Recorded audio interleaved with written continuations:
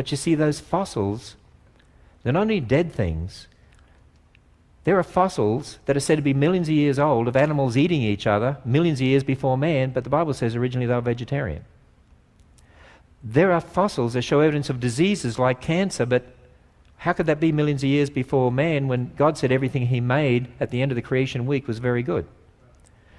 There are thorns in the fossil record said to be hundreds of millions of years old, but wait a minute, the Bible says thorns came after the curse. See, the Bible tells us it's a groaning world because of sin. You can't have death millions of years before man and disease and thorns and animals eating each other when the Bible says no, sin led to death.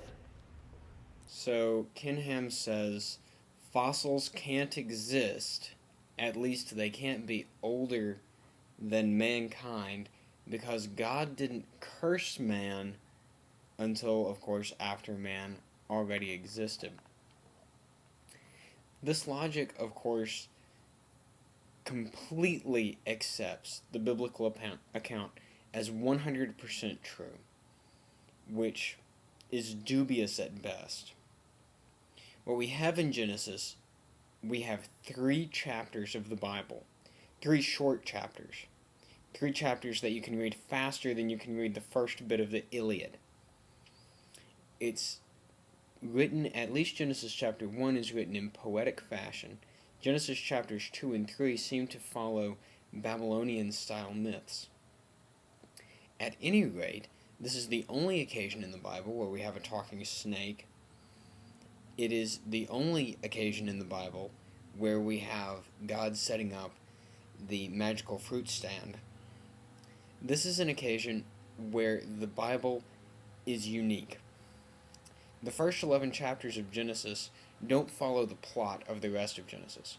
After we get past Genesis 11, get to Genesis chapter 12, we have Abraham come along, and the rest of Genesis is about Abraham and his descendants. That makes sense. That seems to follow a quasi-historical narrative, or at least has to do with people and events that we can come up with some correlation to. When we're talking about the events in Genesis, we have a very short tale that says God made everything, set up rules, and then got mad when Adam and Eve broke them. Because of these few paragraphs, Ken Ham wants to say that fossils must be younger than man. Really amazing. In fact, how much younger than man does Ken Ham say that fossils have to be?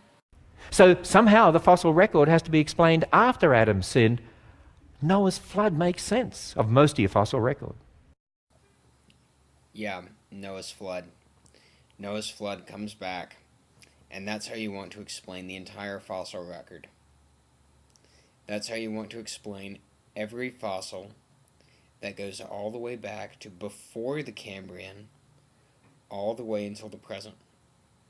Fossils that are dated between 600 million years and the present, all explained by one flood that just happened to sort them out in such a way that you get a progression from the oldest layers to the youngest layers, where it looks like one life form was changing into another in such a way that a scientist could call it evolution. That's what the flood did. No, Mr. Ham, the flood doesn't explain the fossil record. The flood doesn't come close to explaining the fossil record. In fact, early geologists thought that that's what they were looking at. They saw seashells in England up on the land, and they said, how did these get here? These must be the remnants of Noah's flood. This made sense, until they started looking in other places. Fossils were found all over Europe. They were found in rock layers, and then there would be a rock layer that would be a different rock type, and it would have a different set of fossils. They would find different layers of rock that had different assemblies of fossils. See, it's not that we find dinosaurs in one place and whales in another. It's that we find all dinosaurs in one layer, and we find no dinosaurs in any other layer. That's what's really important about geologic time. See, the way that the timescale was made was by finding groupings of these fossils. The geological timescale was completely invented before the first radiometric date. By 1896, we were calling things the Cambrian, the Ordovician, the Silurian, and so on.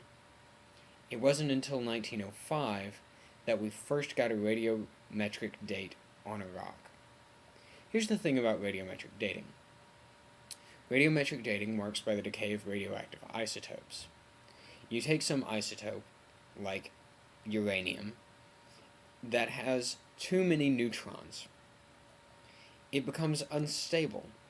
The nucleus of the atom can't hold together, and it has to eject some of the nucleus. It becomes another element. This happens in a predictable timetable. Predictable and very precise. We can measure how long it will take for half of the parent atom to decay into the daughter. Nothing changes that time. It's called the half-life. We can't change the half-life of radioactive materials. You can heat it up, and as long as it's below the Curie point, which is where it becomes effectively reset, if you want to use that term, until you heat it up to that point, it won't be affected. So as long as we have minerals, or some other matter, usually minerals, that have a crystal lattice that's tight enough to hold in the elements, and we keep them below their Curie point, which is usually several hundred degrees centigrade, then we can measure the age of various materials. This has been done so precisely that we can argon date the eruption of Pompeii that wiped out so many people exactly. This happened within human history. It happened in about 70 AD, and when we measure with argon dating, we come up with a date of 70 AD. Now, the more that an element decays, the more accurate we can be, up until all of the parent is decayed. Because if you're trying to measure 0.001 grams instead of 1 gram, your instruments aren't going to do quite as well, and your math is going to be farther off. So measuring something as young as an eruption that happened in the last 2,000 years is quite difficult. Instead, we like to measure things with argon dating that are millions of years old. And when we do that, we get consistent dates. What we expect is that at the bottom, we're going to get the oldest dates, and at the top of a sequence of rocks, you're going to get the youngest dates. That's what we find. We expect that when we date fossils that look like they're less developed, less evolved, we're going to find older dates than when we find the more advanced animals. We have multiple collaborating evidences telling us that the Earth is very old. And we make one more assumption about the universe and about the nature of the world, and that is that the entire solar system was formed at the same time. If I need to, if someone's curious, we can discuss that later. But if we date a meteorite that represents the same material that was here when the Earth was forming, then we come up with an age of 4.54 billion years as the age of the Earth. That date was established in the 50s, and it's still true today.